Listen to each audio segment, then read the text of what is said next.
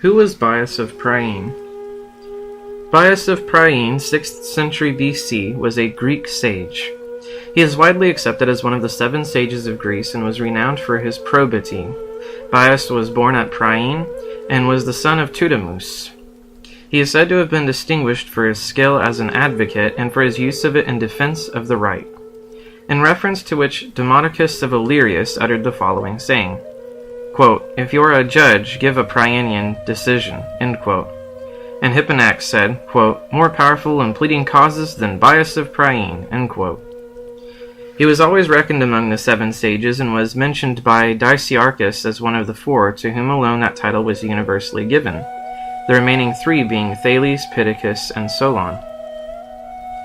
Satyrus placed him at the head of the 7 sages, and even Heraclitus, who poured scorn on figures such as Hesiod and Pythagoras, referred to Bias as, quote, "a man of more consideration than any," end quote. One of the examples of his great goodness is the legend that says that Bias paid a ransom for some women who had been taken prisoner. After educating them as his own daughters, he sent them back to Messina, their homeland, and to their fathers. Bias is said to have died at a very advanced age while pleading a cause for his client. After he had finished speaking, he rested his head on his grandson. When the advocate on the opposite side had spoken, the judges decided in favor of Bias's client, by which time Bias had died.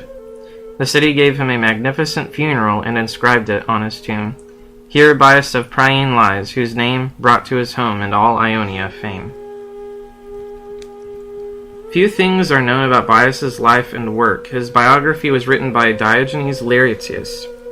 As a judge, he would take only just cases. As poet, he wrote a poem composed of 2,000 lines, as well as numerous others which have been lost.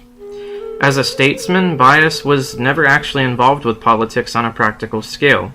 Nevertheless, he was involved in the salvation of his country from its siege by Aleates, king of Lydia, using an ingenious trick that he came up with that outwitted the king. In addition, he served as advisor of kings and generals concerning administrative and strategic subjects.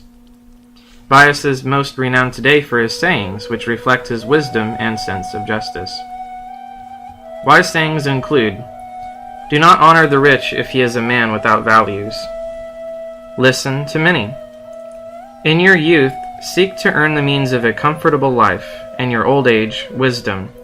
With your work you will acquire memory, with circumstances respect, with your behavior, bravery, with your efforts, temperance, with your fears, eusebe, with wealth, friendship, with logos, persuasion, with silence, ornaments, with mind, justice, with boldness, gallantry, with your actions, power, with your good name, authority. Love prudence. Accept of things, having procured them by persuasion, not by force. Speak when the time is right. Whatever good fortune befalls you, attribute it to the gods. The naive men are easily fooled. Most people are evil. All men are wicked. It is difficult to bear a change of fortune for the worse with magnanimity. Choose the course which you adopt with deliberation, but when you have adopted it, then persevere in it with firmness. Do not speak fast, for that shows folly. Speak of the gods as they are. Gain your point by persuasion, not by force. Cherish wisdom as a means of traveling from youth to old age, for it is more lasting than any other possession.